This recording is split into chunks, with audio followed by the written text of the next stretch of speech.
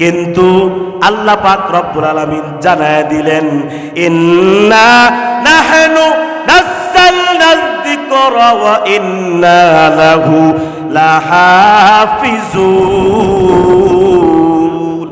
হে কাফের দলেরা শুনে নাও, আমার কোরআনের আওয়াজ বন্ধ করতে পারবে না, বন্ধ করা যাবে না।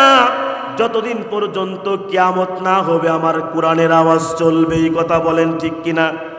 কোরআনের আওয়াজ বন্ধ করা যায় না। বিশ্ব নবীর জামানা থেকে এই কোরআনের বিরুদ্ধাচরণ করে আসতেছে। আরে কোরআনের পাখি আল্লামা সাইয়্যিদ রহমাতুল্লাহ আলাইহি কোরআনের আওয়াজ, কোরআনের কথা বলেছেন বাংলার জমিনের মধ্যে। আল্লামা সাইয়্যিদ চলে গিয়েছেন বলে কি কোরআনের কথা বন্ধ হয়ে গেছে? বন্ধ হয় নাই। আবরা ফাহাদ, তারপর আবু সাইদ, তারপর উসমান হাদি, এদেরকে শহীদ, এরা শহীদ হয়েছে। এরা কি হারে নাই? ইতিহাস হয়ে থাকবে।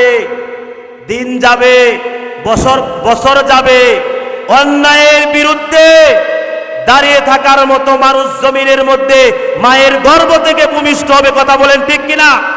কোরআনের আওয়াজ বন্ধ করা যায় না। যারাই বন্ধ করতে আসে তারাই নিজেরাই বন্ধ হয়ে যায়। এক সময় আমরা গফরগাঁওয়ের মানুষ দেখতাম আশেপাশে বাউল গান হইতো। কি গান? বাউল গান হইতো।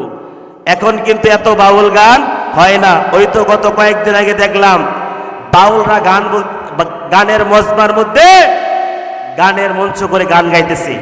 তখন সেখানে পুলিশে হামলা করে তাদের মঞ্চ চঞ্চ সব উড়াই দিছে। চলবে না, আর চলবে না।